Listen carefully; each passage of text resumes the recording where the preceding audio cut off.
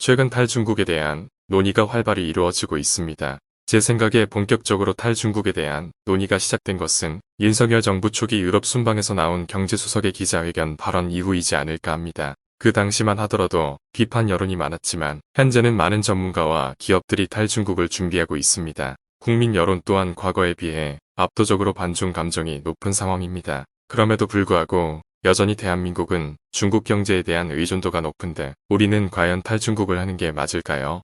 탈중국을 해야 한다면 어떤 근거로 해야 할까요? 이번 영상에서는 중국의 심각한 인구 통계 조작이 왜 탈중국의 근거가 되는지에 대해서 알아보도록 하겠습니다. 저출산 고령화 문제로 중국도 한국 못지않게 위기감을 느끼고 있는데 사실 그러한 위험이 조작된 통계에 의해 축소된 것이라고 한다면 우리는 앞으로의 중국 경제에 대해 신중하게 생각해 볼 필요가 있습니다. 알려진 것보다 더욱 심각한 중국의 인구 구조 문제에 대해 그리고 그것이 얼마나 심각한지 확인해 보시죠. 지금 시작하도록 하겠습니다. 여러 학자들과 전문가들이 중국의 인구 통계 조작에 대해 의심을 해왔습니다. 그러다 사건이 터지게 됩니다. 원래 중국은 매 10년마다 인구 센서스를 발표를 했었는데 2020년 말에 발표를 했어야 할 인구 센서스 발표를 돌연 연기해버린 겁니다. 그리고 그 다음에 4월에 보시는 것과 같이 중국의 인구는 증가하였음. 한 문장만 발표하게 됩니다.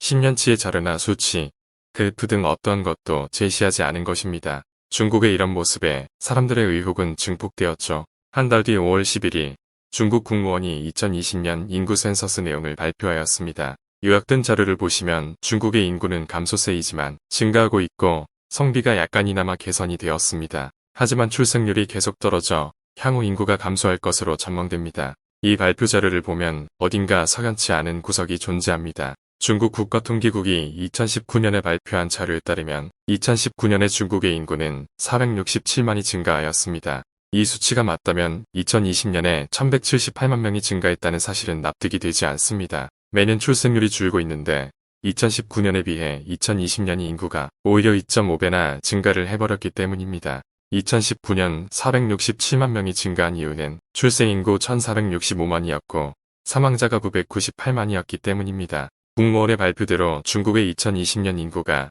1178만 명이 증가하려면 2020년 출생인구가 1200만이기 때문에 사망자가 겨우 27만이어야 가능합니다. 매년 1000만 명 정도 사망하는 중국의 인구가 2020년에만 27만 명이 사망한다는 것은 말이 되지 않는 결과죠. 심지어 이 기간에는 중국의 코로나가 유행했던 상황이라 더욱 이해가 되지 않는 수치입니다. 한마디로 중국의 2020년 인구 센서스 발표 자료만 본다면 인구 통계 조작에 대한 의심을 지울 수 없습니다. 한편 2020년 인구 센서스의 자료와 중국 국가통계국의 통계가 서로 맞지 않습니다. 보시는 바와 같이 중국 일보가 보도한 인구 센서스 자료에 따르면 중국의 0세에서 14세 인구는 2억 5338만 명입니다. 다음 자료인 중국 국가통계국 자료를 보면 0세에서 14세 인구가 2억 3865만 명입니다. 갑자기 1473만 명의 아이들이 하늘에서 떨어진 걸까요?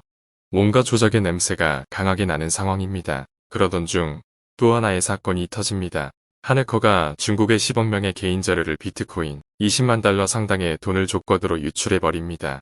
해커는 자료의 신빙성을 입증하기 위해 75만 명 분량의 샘플을 공개합니다. 오랫동안 중국의 인구를 연구하면서 중국의 인구가 12억 8천만 명을 넘지 않을 것으로 예상했던 이 푸시엔 박사는 이 샘플을 바탕으로 통계 분석을 하게 됩니다. 통계 분석은 표본 집단의 수가 커질수록 유의미한 결과를 도출해내는데 25만이라는 수치는 실제 수치를 추정하는데 충분한 숫자입니다. 그렇게 이 푸시엔 박사가 내놓은 분석은 충격적이었습니다. 2020년 인구 센서스에서 제시한 14억 1천만 명이라는 수치와 1억 이상 차이가 나는 12억 8천만 명이라는 수치가 나온 것입니다. 파란색 그래프가 인구 센서스가 발표한 그래프이고 검은색이 이푸시엔 박사가 예측한 그래프입니다.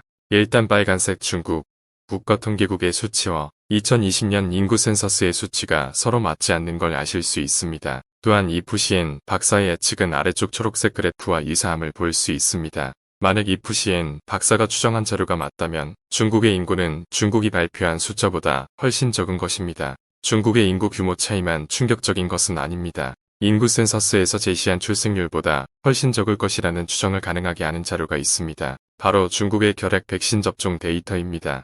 각국은 신생아에게 결핵 백신을 맞추도록 의무화했는데 그래프 막대위의 수치를 보면 결핵 접종 수치와 인구 센서스가 발표한 출생수와 괴리가 존재합니다. 2018년부터 BCG 접종 수가 급격하게 줄어드는 것이 보입니다. 2020년 1200만이라고 발표했던 출생수와는 맞지 않는 것이죠. 다음 도표를 보시면 더욱 명확하게 괴리감을 보실 수 있습니다. 2010년 인구 센서스에 따르면 출생수 1384만 명이고 BCG 접종수는 1154만입니다. BCG를 분모로 인구 센서스의 출생수를 나누면 1.2라는 수치가 나옵니다. 2015년부터 그 비율은 각각 1.86, 2.08, 1.44, 2.45, 2.56으로 수치가 2010년보다 더 커진 것을 알 수 있습니다. 표의 보라색만큼 인구가 감소했다는 말도 안 되는 수치가 나오게 됩니다. 지금까지는 과거의 인구 통계에서 보이는 괴리를 보셨다면 지금부터 보시는 자료는 앞으로의 인구 예상치에서 보이는 괴리입니다. 이푸시엔 박사는 UNWPP에서 중국의 앞으로의 인구 전망치를 잘못 예측했다고 비판합니다. UNWPP의 예상은 중국의 공식 통계를 바탕으로 만들어졌기 때문에 그런 결과가 나온 것 같습니다. 보시는 그래프를 설명드리자면 빨간색 점선이 WPP에서 2022년 앞으로 중국의 인구를 전망한 것, 이고 붉은 실선과 파란색 실선이 이푸시엔 박사가 추정한 그래프입니다. 빨간색은 합계 출산율이 0.8이라고 가정했을 때이고 파란색은 1.1이라고 가정했을 때입니다.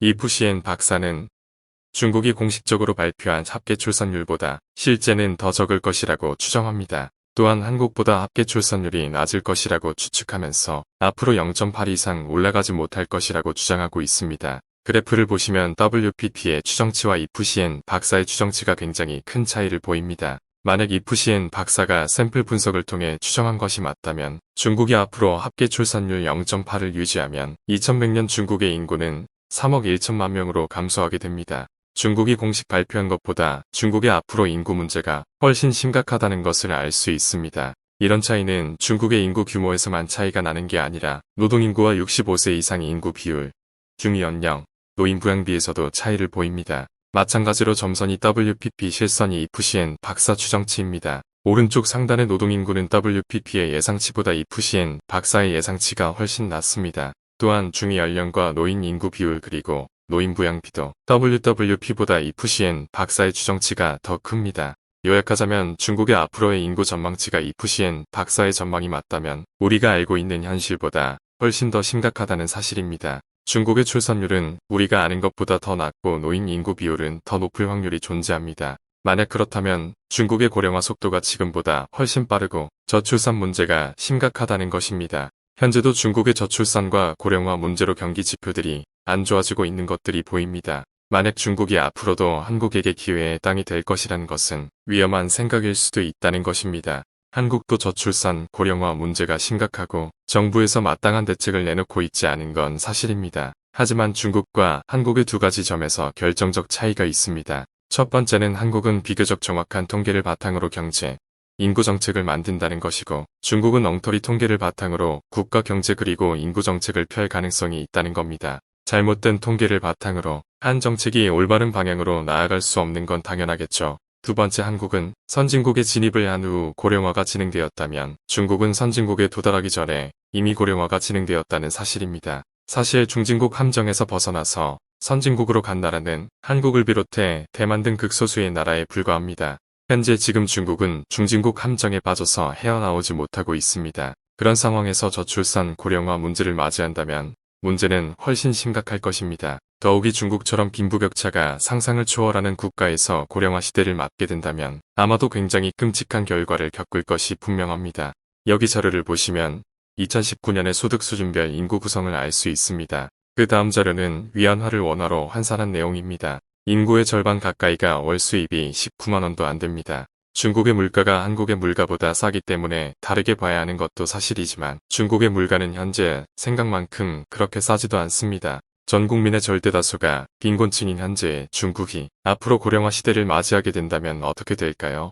보시는 자료에서 보라색은 지방정부의 사회보험 수입이고 하늘색은 지출입니다. 2020년부터 적자가 시작된 것을 보실 수 있을 겁니다. 지금보다 더 저출산 고령화가 진행된다면 중국의 지방정부는 늘어나는 노인 인구 때문에 사회보험을 유지할 수가 없을 것입니다. 지금 보시는 자료는 2021년 각 지방성과 시의 세입입니다. 광둥, 상하이, 베이징 등 8개의 부유한 지역을 빼면 전부 적자입니다. 부유한 지역의 자금을 적자를 보는 지역에 보내야 할 정도로 심각한 상황입니다. 현재 세입이 순이익인 8개 지역도 미래에는 적자를 보게 될 가능성이 높다고 할 수 있습니다. 그렇다면 앞으로 중국이 여전히 한국에게 기회의 땅이 될 것이라고 전망하기는 어려워 보일 겁니다. 이푸시엔 박사는 중국의 인구가 2023년이 아니라 이미 2015년부터 감소하기 시작해서 오래전에 인구 대국 1위 자리를 빼앗겼다고 주장합니다. 또한 인구 센서스의 성비가 105.1이라는 것과 다르게 그가 샘플링을 통해 추정한 결과 112대 100이라는 것입니다. 이 정도면 폭동이 일어날 수 있는 수준이라고 합니다. 만일 그의 추정이 사실이 아니라고 하더라도 중국의 인구 문제는 상당히 심각합니다. 한국 또한 가까운 미래의 인구 구조 문제로 경제가 오그라질 가능성이 높은데 과연 중국에 계속 투자를 해야 할까요? 지금까지 세계에서 제일 인구가 많았던 거대 시장에서 지리적 가까움이라는 이점을 더해서 중국에서 많은 경제적 이익을 얻었지만 그것이 앞으로도 계속될 것이라고 보는 것은 너무 낙관적인 전망일 수도 있습니다. 그래서 저는 영상에 처음에서 언급했듯이 탈중국을 논의할 때가 되었다고 생각합니다. 앞으로 중국과 한국의 극복하기 힘든 인구 구조상 새로운 경제 활로를 찾기 위해서는 유럽이나 동남아 같은 새로운 시장을 개척하는 것도 한 방법이 될 수 있을 것입니다. 이미 삼성, 롯데, 그리고 현대 같은 많은 기업들이 중국 시장에서 철수해서 동남아와 인도로 옮겨가고 있는 추세입니다. 끝으로 칼로 물을 자르듯이 중국과 단절할 수도 없고 그래서도 안 되겠지만 서서히 중국과의 헤어질 결심을 할 때가 왔다고 생각합니다. 이번 영상에서 길게 중국의 인구 통계 조작 문제를 다루었는데요. 이제 마무리를 짓도록 하겠습니다. 긴 시간 시청해주셔서 감사합니다.